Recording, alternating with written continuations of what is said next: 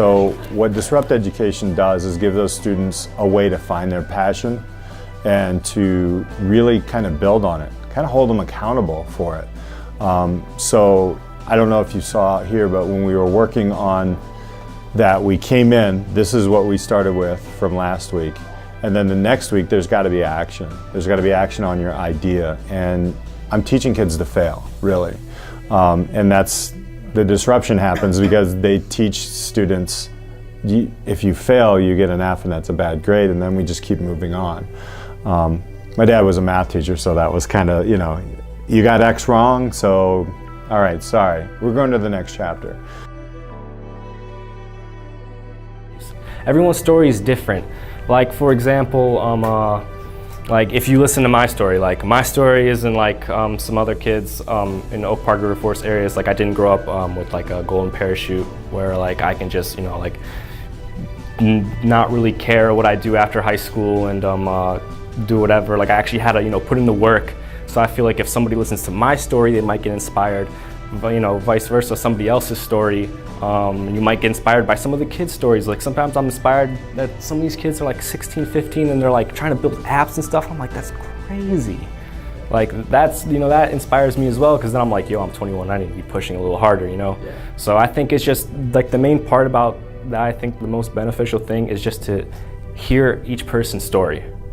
I was brought here by Mr. Hostrawser. I had his computer apps class last year, and we started doing this 20% project thing, so every Friday we go to work on our own stuff. Then he told me about this, and I was just like, okay, yeah, I'll go do that, more time to do my own thing.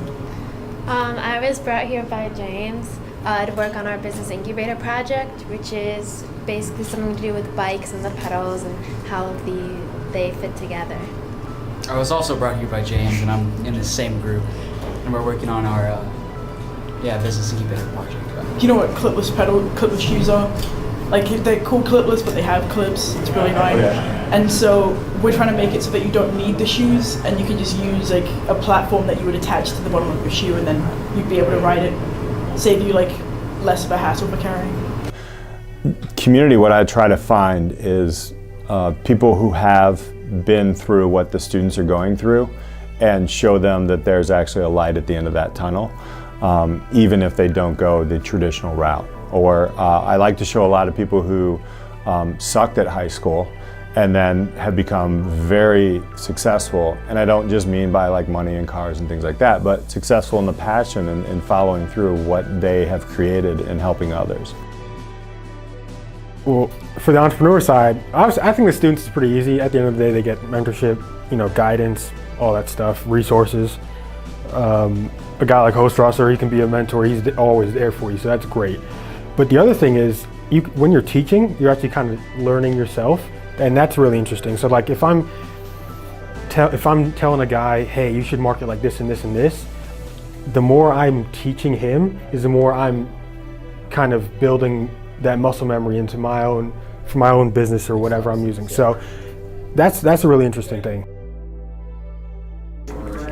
So right now I'm working on creating a stock market club at OPRF, which is something that I think that we've needed for a while, because I've like been to a bunch of different clubs, and I just want to make like a place for my own that like I find other students who have like the same passion as me, and I hope to just accomplish a lasting club at OPRF that will like continue even after I graduate.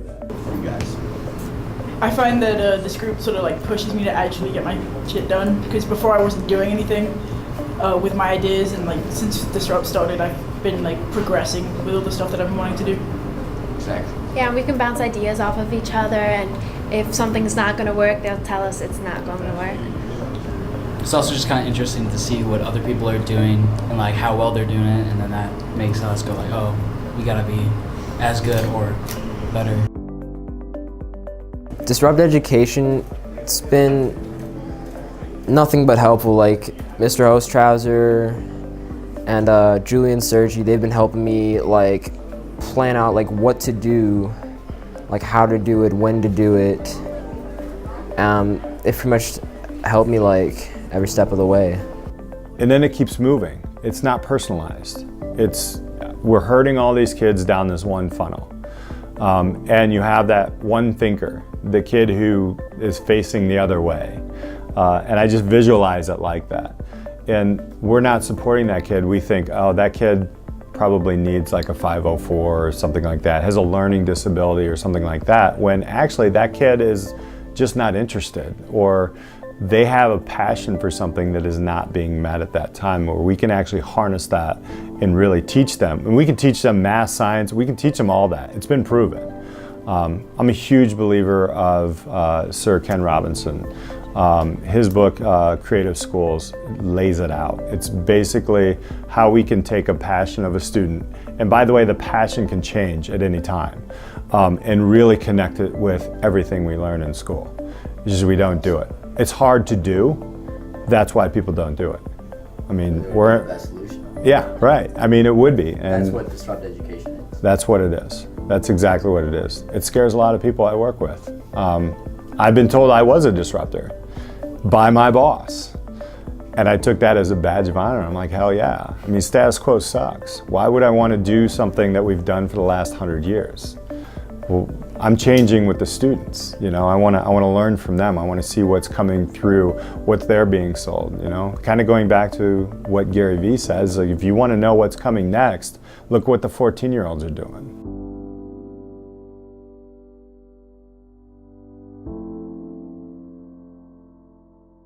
Audio Jungle.